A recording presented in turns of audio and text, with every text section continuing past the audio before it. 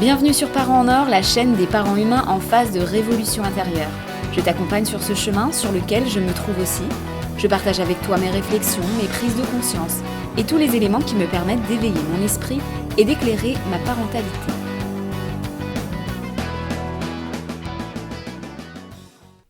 Salut, c'est Sandra, on se retrouve cette semaine pour l'épisode un peu plus court et un peu plus personnel. Et aujourd'hui, je voulais parler de l'accueil de mes émotions.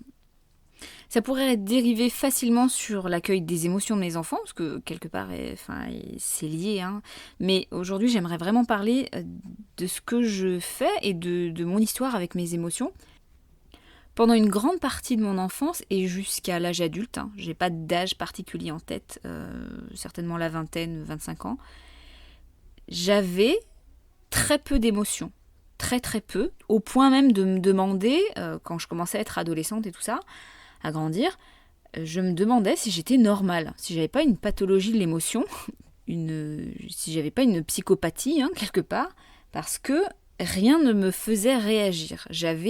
Intérieurement, j'avais l'impression d'avoir un calme plat constant, des choses qui normalement devraient me faire ressentir de la peur ou de la tristesse ou des choses comme ça ne faisait rien, et même de la joie. Pas depuis ma toute petite enfance, parce que j'ai beaucoup pleuré quand j'étais toute petite, mais probablement à partir de 6 ans, 7 ans, à partir de la primaire, je n'avais plus d'émotions. Et je me souviens par exemple qu'on me disait « Mais Sandra, tes parents ils sont en train de divorcer, mais ça doit être horrible, ça doit être dur ». Moi ça ne me faisait absolument rien du tout. Il y a plein de situations comme ça dans ma vie où j'aurais normalement dû ressentir de la peur, de la tristesse, etc. et où je ne ressentais rien, et où ça me faisait bizarre justement. Je me disais, c'est pas normal de rien ressentir. Cette rétention d'émotions que j'ai vécue pendant plein d'années, c'est certainement une méthode que j'avais mis en place de manière inconsciente pour me mettre en sécurité face à des émotions qui étaient peut-être trop fortes ou trop douloureuses à ressentir, et où parce que c'était des émotions qui n'étaient pas reçues par l'entourage. Parce qu'en fait, très clairement, on grandit dans notre société, on grandit avec un tabou des émotions, très clairement. On enregistre certainement des messages qui nous disent il ne faut pas que tu exprimes tes émotions, ou très peu, faut que ce soit un petit peu. C'est quelque chose qu'on n'apprend pas. On n'est pas du tout, mais complètement pas du tout dans une société où on apprend aux enfants à... C'est même pas qu'on devrait apprendre d'ailleurs. On devrait laisser les enfants pouvoir exprimer leurs émotions et apprendre à les comprendre à la rigueur, mais on est plutôt carrément à l'opposé, c'est-à-dire qu'on est dans une société où on tait toutes les émotions qui virevoltent un peu, qui sont un peu trop fortes, quoi. Donc du coup, forcément, qu'est-ce que mon cerveau a compris ? C'est que quand tu produis des émotions, Sandra, ça te crée plus d'ennuis que de bénéfices. Donc on va bunkeriser tout ça parce que ça te met plus en danger que ça ne te sert. Et du coup, j'ai bunkerisé à fond, comme beaucoup d'entre nous, se ferment le flot d'émotions derrière des grosses portes verrouillées. Et c'est que, en étant adulte, que j'ai commencé à me rendre compte que dès qu'on me posait une question sur moi, ou sur mon enfance, je me mettais directement à pleurer. J'avais beaucoup de mal à répondre à la question, en fait. Mais même une question toute bête, quand on me demandait « Sandra, alors, t'as grandi dans quelle ville ?» Et en fait, je pouvais pas répondre sans trembler, sans avoir la voix qui tremble ou la gorge nouée, quoi.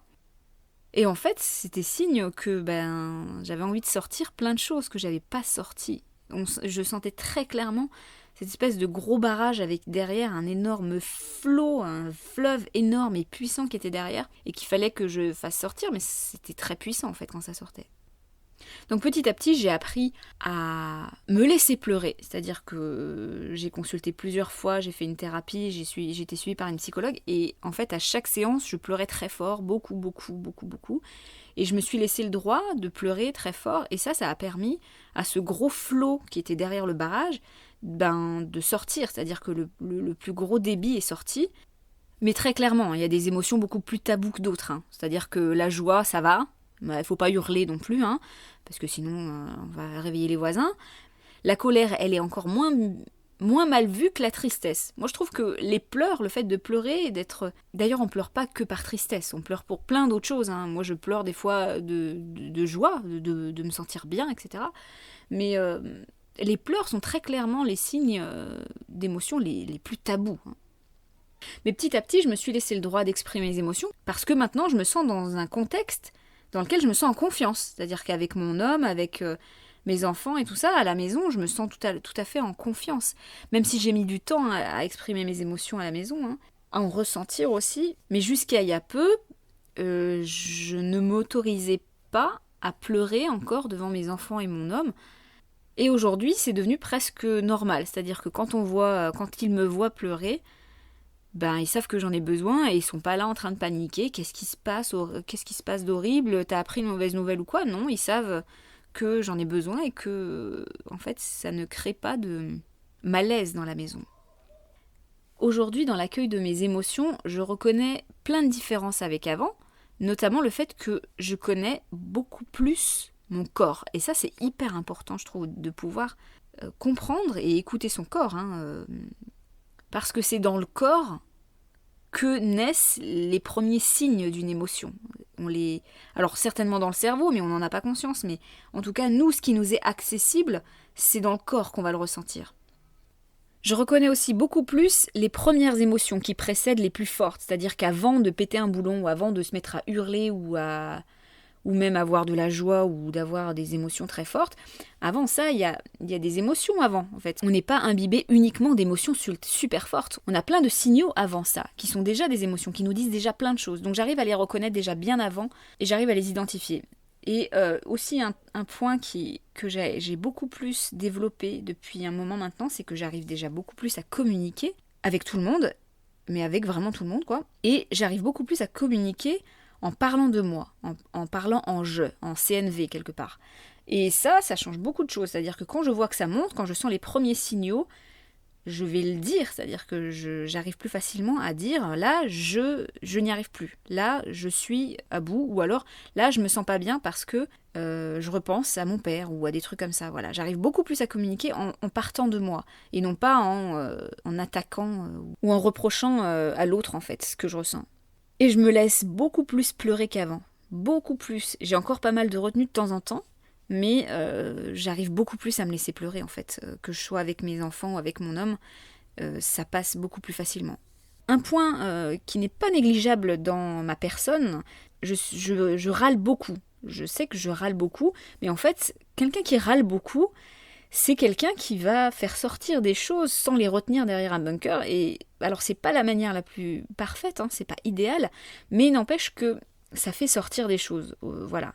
Et je râle beaucoup en je, c'est-à-dire que voilà, comme je disais, quand je râle, je dis oh j'en ai marre, j'en peux plus, je suis fatiguée, gna gna, voilà, je me mets à râler, mais sans accabler l'autre. Et puis quand j'en arrive au point où une émotion est trop forte, eh ben je la laisse sortir telle qu'elle.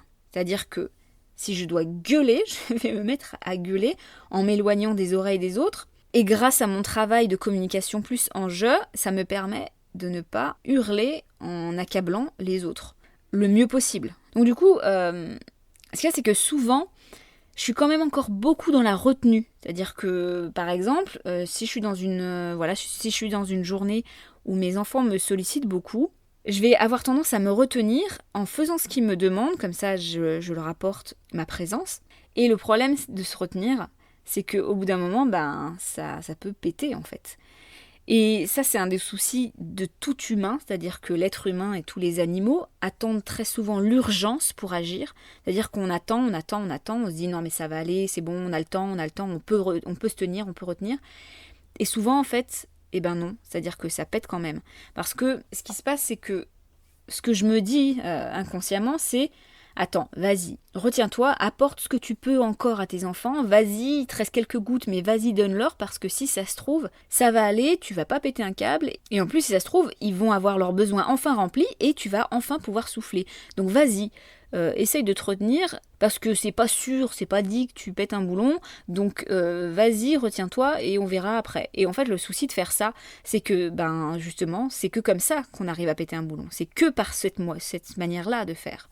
Donc se retenir, c'est toujours néfaste, quelque part. En tout cas, c'est toujours un grand risque à prendre. Et donc moi, ce que je trouve vraiment important dans ces histoires d'émotions, parce que c'est vraiment un sujet sur lequel je réfléchis, je travaille beaucoup, c'est cette histoire d'accueil d'émotions qui ne doit pas être une gestion d'émotions. Et donc souvent, malheureusement, moi ce que je vois quand même passer, malgré le fait qu'on dise qu'il ne faut pas gérer une émotion mais il faut l'accueillir, c'est que les conseils qui sont donnés sont quand même des conseils qui ressemblent beaucoup à de la gestion d'émotions. Quand on conseille de souffler, ou d'aller boire un verre d'eau, ou d'essayer de se calmer quelque part, ou de faire de la sophro, de la méditation ou du yoga, alors que dans ces moments-là l'émotion est déjà trop forte, c'est trop tard. Pour moi, c'est de la rétention d'émotions de faire ça. C'est bien de le faire quand on est dans les premiers signaux et qu'on peut aller répondre à notre besoin, en fait. Mais si l'émotion, elle est très forte, que notre corps il est déjà en tension, le corps est sous stress, c'est-à-dire qu'il est sous cortisol et tout ça, donc ça s'est transformé en stress et c'est déjà trop tard. C'est-à-dire que si tu retiens du stress, c'est néfaste pour ton corps. Donc quand l'émotion n'a pas été écoutée, qu'on n'a pas pu répondre aux besoins, et que ça s'est donc transformé en stress pour le corps, la meilleure solution, c'est pas de souffler et de se retenir. En tout cas, c'est peut-être la meilleure solution pour notre entourage, je suis bien d'accord. Mais c'est très néfaste pour nous et pour notre corps. Donc moi, ce que je conseille, c'est d'aller laisser l'émotion sortir telle qu'elle, en s'isolant, en allant ailleurs pour évidemment épargner ses enfants, qui y sont pour rien, mais pas dans la rétention, quoi. Par contre, ce qui est hyper important, c'est de travailler, de s'entraîner avant, c'est-à-dire travailler sa communication non violente et se donner des astuces qui vont nous permettre d'épargner l'entourage. Mais l'émotion en soi, il faut qu'elle sorte telle qu'elle est. Et parfois, c'est violent, une émotion. Une émotion, ça peut être violent. Je parle même pas sur les autres, c'est-à-dire que on peut très bien ne pas accabler les autres, mais une émotion, c'est fort. Quand je dis que c'est violent, c'est que c'est un mouvement très fort dans le corps. Donc une émotion, c'est violent, quelque part. Une émotion forte, je parle, qui n'a pas été écoutée à temps. C'est de toute manière quelque chose de violent dans notre corps. Donc il faut que ça sorte de manière forte. Bon voilà, je voulais juste parler aujourd'hui en fait de l'accueil de mes émotions. Et en fait, je dérive sur ce sujet qui est hyper vaste et hyper intéressant, de l'émotion de l'humain, etc. Parce que, en fait, même je trouve que dans le milieu du développement personnel, où on dit qu'il faut accueillir ses émotions, je trouve que l'émotion, en vrai, telle qu'elle est, c'est-à-dire violente et forte, c'est encore tabou. Ça, c'est encore très tabou de dire que l'émotion est violente. Mais une émotion, c'est fort dans un corps. Donc, on ne peut pas lui demander de sortir juste en soufflant. Ce qui est important, c'est de faire de la prévention, c'est-à-dire répondre à nos besoins et écouter les premiers signaux. Mais une fois que l'émotion, elle est forte et qu'elle est là, elle est là. Et la seule manière de la faire sortir, c'est de lui ouvrir la porte et de la faire jaillir, quoi. Bon, voilà. Tout ça pour dire que j'ai vachement progressé dans l'accueil de mes émotions, parce que je suis quand même passée d'une enfant qui n'exprimait rien, qui avait une platitude émotionnelle, à quelqu'un qui fait sortir plein de choses, plein de choses, et parfois des émotions qui, quand je n'ai pas pu y répondre avant, sont vraiment très fortes. Voilà. Donc, je sais que c'est tabou, ça, les émotions trop fortes. C'est vu comme pas bienveillant, mais moi je pense que c'est tout à fait compatible avec un accompagnement respectueux de l'enfant, de quand même avoir des émotions qui sortent de manière très forte. Et en même temps, qui ne seront pas violentes pour l'enfant. Si l'enfant il voit que c'est tabou, en plus une émotion forte, il va pas réussir à accueillir. Je voulais pas dévier sur l'accueil des émotions de l'enfant. Donc j'en parlerai certainement dans un autre podcast, parce qu'il y a 1 million d'autres choses à dire. Et je trouve souvent que les podcasts, c'est trop court pour dire tant de choses. Bon, je te laisse sur ça. Je te souhaite une bonne journée ou une bonne soirée. Et je te dis à très vite. Salut. Retrouve toutes les valeurs qui sont défendues par ce podcast dans la boutique jedennerie.com. Tu trouveras le lien en description de cet épisode. Et je te dis à très vite.